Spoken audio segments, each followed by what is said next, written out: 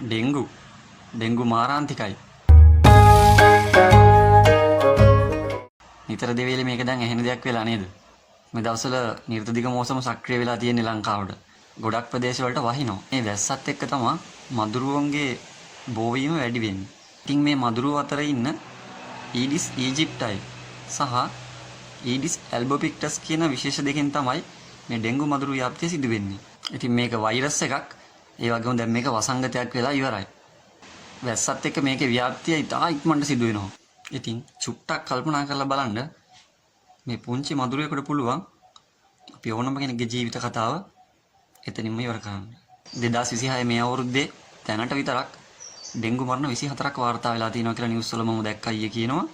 ඒ වගේම යාළුවනේ ඒ අතරින් පොඩි ළමයි සෑහෙන පිරිසක් ඉන්නවා කියලා තමයි කියන්නේ. ඉතින් මේ පුංචි මදුරුවෙක් නිසා තමන් හෝ තමන් ආදරය කරන කෙනෙකුගේ ජීවිතයක් නාස්ති වෙනවට වඩා අපිට පුළුවන් නම් මේ ඩෙංගු රෝගය ගැන දැනුවත් වෙලා ඒකෙන් ආරක්ෂා වෙන්න ඒක තමයි ගොඩක් වැදගත් වෙන්නේ. සාමාන්‍යයෙන් ඩෙංගු මදුරුව දෂ්ට කරන්නේ උදේ සහ හවස් කාලේ කියලා කියනවා. හැබැයි අපිට කියන්න බෑනේ. දවල් කන්නේ නැති වේද කියලා හරියටම.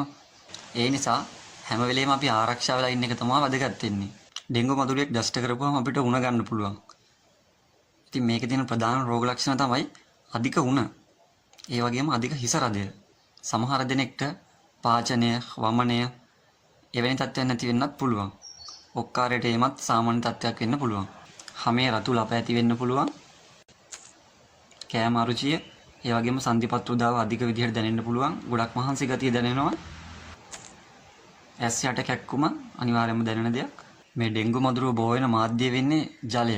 පිරිසිදු වතුර තියෙන ස්ථානවල ඩෙංගු මදුරුව වගේ ගැහණු සත්තු බිත්තර දැම්මට පස්සේ ඒකෙන් කීටෝ ඇවිල්ලා ඊට පස්සේ තමයි මදුරුව බවට පත් වෙලා අපිට දෂ්ට කරන්නේ. ඉතින් මේ පිරිසිදු වතුර රැඳෙන ස්ථාන අපිට පුළුවන් නම් ඉවත් කරන්න මේක ගොඩාක් දුරට පාලනය කරගන්න පුළුවන්. ඉතින් මේ පිළිබඳව මේ දවස්වල සෑහෙන කට්ටිය කතා වෙනවා, දැනුවත් කිරීමේ වැඩසටහන් යනවා. අපිට නිතරම හුරු පුරුදු දේවල් ටිකක් ඇහිලා තියෙනවා.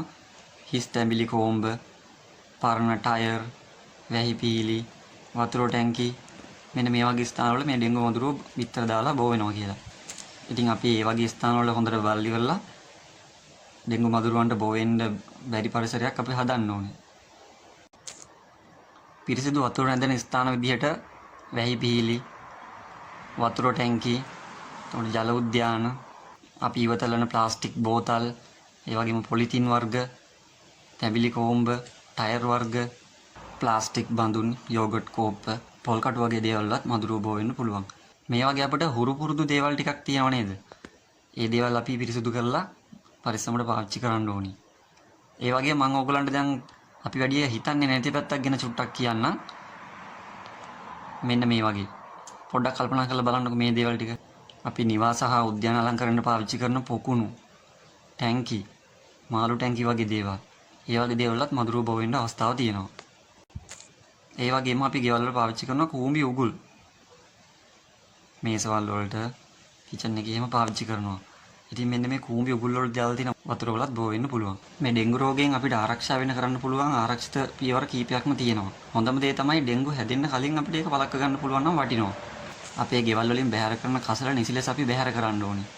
ජලය රැඳෙන්න පුළුවන් ස්ථාන අපි බලලා ඒවා නිසිලෙස කළමනාකරණය කරන්න ඕනේ. තැඹිලි ගෙඩියක්, කුරුම්බ ගෙඩියක් බිව්වා නම් ඒක නිකම්ම බීලා විසි කරන්න එපා. ඒක පළලා සුදුසු විදියට පරිසරයට බැහැර කරන්න. මේ දවස්වල රම්බුටන් එහෙම හැදෙනවා. අපි හැමෝම කණ්ඩ ආස පළතුරක් රම්බුටන් කියන්නේ. රම්බුටන් කෑවා වගේ නෙවෙයි. රම්බුටන් කාලා එලෙල්ල එළියට නිකන් විසි කරන්න එපා. ඕකේ අනිවාර්යයෙන්ම මදුරුවෙකුට බිත්තර දාන්න පුළුවන් විදිහට වතුර රැඳෙන්න අවස්ථාව හොඳටම තියෙනවා. ඒ වගේම කෙහෙල් ගහේ කඳට කෙහෙල් අත්ත සම්බන්ධ වෙන මෙන්න මේ වගේ ස්ථානවල මේ ඇතුලේ වතුර රැඳෙන්න පුළුවන්. ඒ වගේම අපි බෙලි, තිවුල් වගේ දේවල් කනවා නම් ඒවා කාලා නිකන් මේ බෙලි කටු දෙක විසි කරන්න එපා. ඒවා තලලා හරි නැත්නම් ඒක සුදුසු විදිහට පරිසරයට බැහැර කරන්න. ඒ වගේම අපි පාවිච්චි කරන්නේ නැති භාජන තියෙනවා නම් ඒ දේවල් ටික මුණින් අතට නවලා තියන්නේ. එතකොට ඒවට වතුර පිරෙන්නේ නැහැ. සාමාන්‍යයෙන් අපි සත්තුන්ට වතුර දෙනවා. ඒ භාජන දිනපතාම පිරිසිදු කරලා වතුර දෙන්න සත්තුන්ට. කූඹි උගුල් හදලා තියෙනවා නම් ඒවට ලුණු ටිකක් දාන්න. එතකොට යාළුවෝ බිත්තර දාන්න බෑ ඒ වගේ. ගෙවල් වල වහලවල් වල කොළ එහෙම රොඩු රැඳිලා ඇති. ඒවා හොඳට පිරිසිදු කරන්න. වැහි පිහිලි නිසිලස පිරිසුදු කරන්න, වතුර ක්‍රමවත්ව බහැලා යන විදිහට කාණු පද්ධතිය සකස් කරගන්න, සතියකට වතාවක්වත් අඩුම ගානේ තමන්ගේ නිවස සහ ගෙවත්ත අවට පරිසරය පිරිසුදු තබා ගන්න. පොලිතින් ප්ලාස්ටික් වෙන දේවල් තැන් තැනට විසි කරන්න එපා. වතුර ටැංකියක් පාවිච්චි කරනවා නම් නිතර මේකේ පියන හොඳට වහලා තියන්න සීල් වෙන්න. ඒ වගේම මේ මදුරු අපේ නිවස තුළ රැඳිලා ඉන්නේ වැඩිපුරම අඳුරු ස්ථානවල. ඉතින් පුළුවන් තරම් නිවසට ආලෝකය ලැබෙන විදිහට කටයුතු කරන්න. ඒ වගේම මදුරු විකර්ෂක ආලේපන වර්ග භාවිතා කරන්න පුළුවන්. රාත්‍රියේ නිදා ගන්නකොට අනිවාර්යයෙන්ම මදුරු දැලක් පාවිච්චි කරන්න. ඒ වගේම හැකි සෑම විටම තමාගේ සිරුර සම්පූර්ණයෙන් වැහෙන විදිහට ඇඳුම් අඳින්න පුළුවන් නම් ඒක ගොඩක් වටිනවා මදුරු දෂ්ටනය ආරක්ෂා වීම සඳහා. තමන් මේ රෝගය ගැන දැනුවත් වෙනවා වගේම තව කෙනෙක්ව අනිවාර්යෙන් දැනුවත් කරන්න. මොකද අපි පරිස්සම් වුණා කියලා අල්ලපු ගෙදර කෙනා මේ ගැන පරිස්සම් වුනේ නැත්නම් ඒකේ බලපෑම අපිටත් තියෙනවා. මොකද අපේ ගෙවත්තේ මදුරුවෙක් බෝ වෙලා වර්ධනය වෙලා හැදුනොත් අපේම විතරක් නෙවෙයි කන්නේ. අල්ලපු ගෙදර මිනිස්සයාගෙත් කන්න පුළුවන්. ඒ නිසා ඔයාගේ ගෙවත්ත පිරිසුදු තියාගත්තට වැඩක් නැහැ. අල්ලපු ගෙදර කෙනා තමන්ගේ පරිසරය පිරිසුදු කරගත්තේ නැත්නම් එහෙ මදුරුව ඔයාගේ වත්තටත් එන්න පුළුවන්. ඒ නිසා මේක තනි වගේම අපි හැමෝම එකට එකතු වෙලා සාමූහිකව කරන්න ඕනේ දෙයක්. රජය මගින් නිතරම දැනුවත් කිරීම වැඩසටහන් කරනවා. PHI මහතුරු නිතරම ගෙවල් වලට ඇවිල්ලා බලනවා. මහජන සෞඛ්‍ය පරීක්ෂක කාර්යාල වලින් මේ පිළිබඳව දැනුවත් කිරීම වැඩසටහන් කරනවා. ඒ වගේම දුම් ගැසීමේ කටයුතු සිද්ධ කරනවා. මේ දවස්වල ඩෙන්ගු සතියක් නිවේදනයටපත් කරලා තියෙනවා ලංකාව පුරාම. හැමෝම Tamanට පුළුවන් විදිහට තමන්ගේ ගෙවත්ත පිරිසුදු කරගන්න, ආරක්ෂා කරගන්න. ඉතින් මේවා අධීක්ෂණය කරන්න මහජන සෞඛ්‍ය පරීක්ෂක මහතුරුන් එනවා ගෙවල් වලට. ඉතින් කවුරු හරි කෙනෙක් මදුරුව බෝ වෙන්න පුළුවන් පරිසරයක් නිර්මාණය කරගෙන තියෙනවා නම් ඒගොල්ලන්ට විරුද්ධව නීතිමය ක්‍රියාමාර්ග ගන්නවා කියලා සඳහනක් වෙනවා. ඉතින් බොරුවට නිකන් නඩු දා ගන්න ඕනේ නැහැ. තමන්ගේ ගෙවත තමන් පිරිසුදු කරගත්තා නම් ප්‍රශ්නයක් වෙන්නේ නැහැ.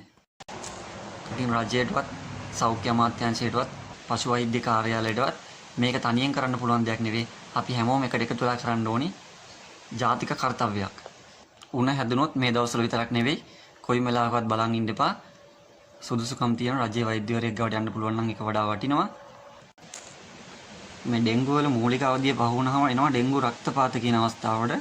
ඩෙන්ගු රක්තපාත අවස්ථාවේදී විදුරු මස් වලින් නහයෙන් ලේ එන්න පුළුවන්. ඉතින් ඒක ඇත්තටම හරිම භයානක අවස්ථාවක්. ප්‍රතිකාර වලින් සුව කරන්න අමාරු තත්ත්වයක් එතකොට උදා වෙලා තියෙන්නේ. ඒ නිසා උණ හැදිලා තියෙනවා නම් කල්ගත වෙන්න එපා. දවස් දෙකකට වැඩි බලන් ඉන්න මේපා කොයිම වෙලාවකවත් ඉක්මනට වෛද්‍යවරයෙක් හම්බෙලා මේකට ප්‍රතිකාරයක් කරගන්න. එහෙම උණ හැදිච්ච කෙනෙක් ඉන්නවා නම් පැරසිටමෝල් හැර වෙන කිසිම වේදනානාශකයක් දෙන්න එපා ඒගොල්ලන්ට. පුළුවන් තරම් ජලය පානය කරන්න. දියර වර්ග, කැඳ වර්ග, ජීවනි, තැඹිලි මේ දේවල් හොඳයි. මේ ඩෙන්ගු රෝගය පෞද්ගලිකව මට හැදිච්ච එක්කෙනෙක්. මම කොළඹ ඉන්න කාලේ මට හැදුණා ඩෙන්ගු රෝගය. ඒ නිසා මම ඒකේ භයානකකම හොඳටම දන්නවා. සති දෙකක් මම හොස්පිටල් ඉඳලා තියෙනවා.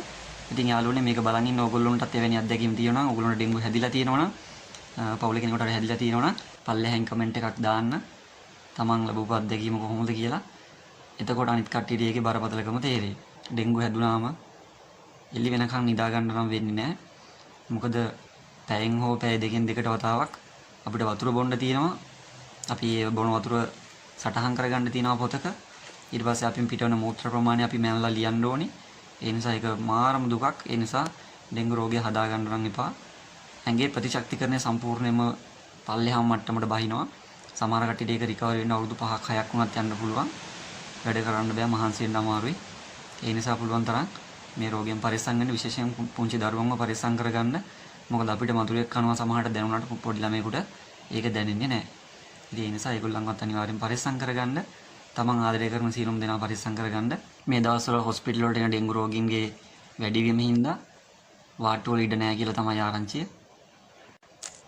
සමහරට අපි ඩෙන්ගු හැදලා ගියොත් අපිට ඇඳක්වත් නැති වෙන්න පුළුවන්, බිම නිදා ගන්න වෙන්න පුළුවන්. ඉතින් මාත් ඒ අත්දැකීම් විඳලා තියෙනවා. මගේ මේ පොන්චි වීඩියෝ එකකින් ඔයාලා මොන හරි දෙයක් ඉගෙන ගත්තා නම් අවංකව මේක මට සතුටක්. මට වෙච්ච දේ තව කෙනෙක්ට වෙන්නේ නැති වෙනවා නම් මම ඒකට හරි කැමතියි. වීඩියෝ එක වටිනවා කියලා හිතෙනවා නම් ලයික් එකක් දාන්න, කමෙන්ට් එකක් දාන්න. ඒක හොඳ දිරිගැන්වීමක් මට. ඒ වගේම තව කෙනෙක්ට බලන්න පුළුවන් නම් මේක ෂෙයා කරන්න. එහෙනම් හැමෝම ගොඩක් පරිස්සමට ඉන්න. ආදරය හැමෝටම. ජය වේවා.